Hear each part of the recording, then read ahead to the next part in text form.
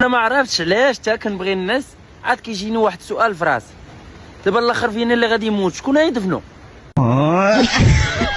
سؤال زوين، بقى معنا حتى الاخر باش تعرف الجواب باش يولي ديك النعاس. صراحه ماشي واحد اللي غيموت، بزاف ديال الناس غيموتوا هما الاخرين.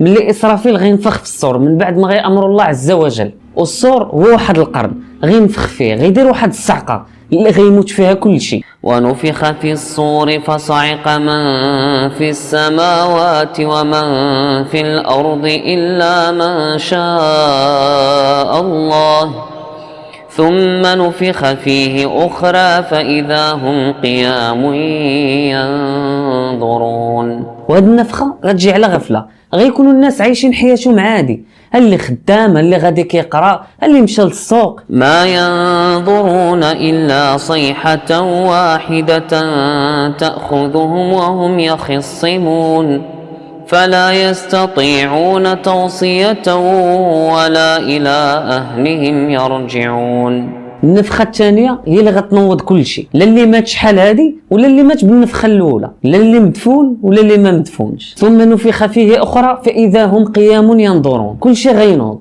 باش يمشي يتحاسب على داكشي اللي دوز في حياته. الصراحة الموت راه غير مرحلة غنتقلوا فيها من حياة لحياة، من حياة الدنيا الفانية لحياة الخلد. وهذا النهار جاي غتعيشوا انت اللي كتفرج فيه، وغنعيشوا حنا كاملين. داكشي علاش خصنا نوجدوا ليه.